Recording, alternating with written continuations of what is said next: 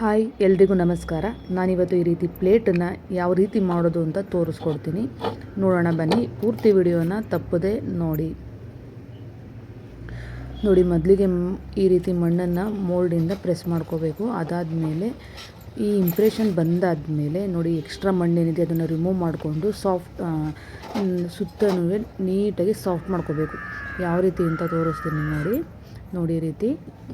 ಅಥವಾ ರೀಫಿಲ್ ತೊಗೊಂಡು ಮಾಡಿದ್ರು ಇನ್ನೂ ತುಂಬ ಚೆನ್ನಾಗಿ ಬರುತ್ತೆ. ರೀಫಿಲ್ ಯೂಸ್ ಮಾಡ್ಬೋದು. ಅದಾದಮೇಲೆ ನೈಫ್ ತೊಗೊಂಡು ರಿಮೂವ್ ಮಾಡ್ಕೊಬೋದು. ನಾನು ಮೆಟೀರಿಯಲ್ ಯೂಸ್ ಮಾಡ್ತಾಯಿದ್ದೀನಿ ನೋಡಿ. ನಿಮ್ಮಲ್ಲಿ ಯಾವ ರೀತಿ ಮೆಟೀರಿಯಲ್ ಇದೆಯೋ ಆ ರೀತಿ ಮೆಟೀರಿಯಲ್ ಯೂಸ್ ಮಾಡಿ ರಿಮೂವ್ ಮಾಡ್ಬೋದು ನೋಡಿ. ಈ ರೀತಿ ಕೈನಲ್ಲಿ ಕೂಡ ನೀಟಾಗಿ ರಿಮೂವ್ ಮಾಡ್ಬೋದು, ಬಟ್ ನೈಫ್ ಯೂಸ್ ಮಾಡಿದ್ರೆ ನೀಟಾಗಿ ಶೇಪ್ ಬರುತ್ತೆ ನೋಡಿ. ಈ ರೀತಿ ಎಲ್ಲ ನೀಟಾಗಿ ಎಡ್ಜಸ್ನೆಲ್ಲ ಸಾಫ್ಟ್ ಮಾಡ್ಕೋಬೇಕು. ನಾವೆಷ್ಟು ನೀಟಾಗಿ ಮಾಡ್ಕೊತೀವೋ ಅಷ್ಟು ನೀಟಾಗಿ ಈ ಪ್ಲೇಟ್ ತುಂಬ ಚೆನ್ನಾಗಿ ಕಾಣುತ್ತೆ, ಶೇಪ್ ಕೂಡ ಚೆನ್ನಾಗಿ ಬರುತ್ತೆ ನೋಡಿ. ಈ ರೀತಿ ಸಾಫ್ಟ್ ಮಾಡ್ಕೊತಿದ್ದೀನಿ. ಅದಾದಮೇಲೆ ನೋಡಿ, ಇನ್ವಿಟೇಷನ್ ಕಾರ್ಡಲ್ಲಿರ್ತಕ್ಕಂಥ ಗಣೇಶನ ತೊಗೊಂಡು ಮಾಡ್ತಾಯಿದ್ದೀನಿ. ಈ ಥರ ಇಂಪ್ರೆಷನ್ ಕೊಡಬೇಕು, ಜಾಸ್ತಿ ಪ್ರೆಸ್ ಕೂಡ ಮಾಡಬಾರ್ದು ನೋಡಿ. ಈ ರೀತಿ ನಿಧಾನಕ್ಕೆ ಪ್ರೆಸ್ ಮಾಡಿ ನೋಡಿ. ನಾನು ಫಾಸ್ಟ್ ವಿಡಿಯೋ ಹಾಕಿದ್ದೀನಿ, ಆದರೆ ನೋಡಿ ಈ ರೀತಿ ಪ್ರೆಸ್ ಮಾಡ್ಕೋಬೇಕು. ತುಂಬ ಜಾಸ್ತಿ ಕೂಡ ಪ್ರೆಸ್ ಮಾಡಬಾರ್ದು. ಅದಾದಮೇಲೆ ರೀಫಿಲ್ದು ಈ ಥರ ಹೋಲ್ ಇರುತ್ತೆ ರೀಫಿಲ್ನಲ್ಲಿ, ಅದನ್ನು ತೊಗೊಂಡು ನಾನು ಈ ರೀತಿ ನೋಡಿ ಈ ರೀತಿ ಇಂಪ್ರೆಷನ್ ಕೊಟ್ಕೊತಾ ಇದ್ದೀನಿ. ನಿಮಗೆ ಬೇಡ ಅಂದರೆ ರಿಮೂವ್ ಮಾಡ್ಕೋಬೋದು ನೋಡಿ. ಇದು ಓಲೆದು ಇಂಪ್ರೆಷನ್ ಇದು ನೋಡಿ ಯಾವ ರೀತಿ ಬರ್ತಿದೆ ಅಂದರೆ. ನಿಮ್ಮಲ್ಲಿ ಯಾವುದು ಮೆಟೀರಿಯಲ್ಸ್ ಇರುತ್ತೋ ಆ ಮೆಟೀರಿಯಲ್ ತೊಗೊಂಡು ಇಂಪ್ರೆಷನ್ ಕೊಟ್ಕೋಬೋದು. ನಾನು ಇಯರಿಂಗ್ಸ್ನ ತುಂಬ ಯೂಸ್ ಮಾಡ್ತೀನಿ. ಈ ಥರ ಇಂಪ್ರೆಷನ್ ಕೊಡೋದಕ್ಕೆ ತುಂಬ ಚೆನ್ನಾಗಿ ಬರುತ್ತೆ ಇಯರಿಂಗ್ಸಲ್ಲಿ ನೋಡಿ. ಈ ರೀತಿ ಇಂಪ್ರೆಷನ್ ಕೊಟ್ಕೋಬೇಕು. ಜಾಸ್ತಿ ಪ್ರೆಸ್ ಮಾಡಬಾರ್ದು, ಏಕೆಂದರೆ ಎಡ್ಜಸ್ ಎಲ್ಲ ಬೇಗ ಹಾಳಾಗುತ್ತೆ, ಅಂದರೆ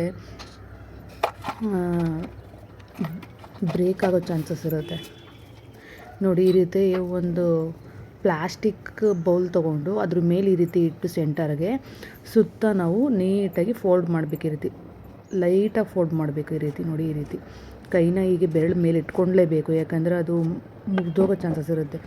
ಮಣ್ಣು ಸಾಫ್ಟ್ ಇರೋದ್ರಿಂದ ಹಂಗೆ ಬೇಗ ಮಡ್ಚ್ಕೊಬಿಡುತ್ತೆ ನೋಡಿ. ರೀತಿ ನಿಧಾನಕ್ಕೆ ಸಾಫ್ಟಾಗಿ ಮಾಡಬೇಕು. ಇದು ಫಾಸ್ಟ್ ವಿಡಿಯೋ ಆ ಥರ ಕಾಣ್ತಿದೆ. ಮತ್ತು ಇದು ಎಲ್ಲೇ ಬ್ರೇಕ್ ಆಗಿದ್ರು ಅಥವಾ ಎಲ್ಲಾದ್ರೂ ಬಿರುಕು ಬಿಟ್ಟಿದ್ರೂ ಅದನ್ನು ಈ ರೀತಿ ಸಾಫ್ಟ್ ಮಾಡ್ಕೋಬೇಕು ನೋಡಿ. ಈ ರೀತಿ ಮಾಡ್ಕೊಂಡಾದ್ಮೇಲೆ ನೀಟಾಗಿ ಮೇಲೆ ಎಡ್ಜಸ್ ನೋಡಿ, ಎಲ್ಲಿ ಬ್ರೇಕ್ ಆಗಿರ್ತವೆ ನೋಡಿ. ಈ ರೀತಿ ಸಾಫ್ಟ್ ಮಾಡ್ಕೋಬೇಕು, ಈ ರೀತಿ ನೀಟಾಗಿ ಮಾಡ್ಕೊಬೇಕು.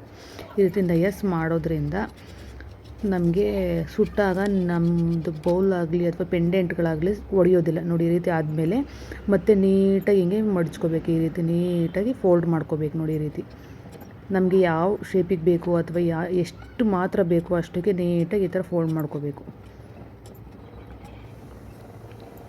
ನಿಮಗೆ ಈ ವಿಡಿಯೋ ಇಷ್ಟ ಆಗಿದ್ದರೆ ಸಬ್ಸ್ಕ್ರೈಬ್ ಮಾಡಿ, ಒಂದು ಲೈಕ್ ಕೊಡಿ.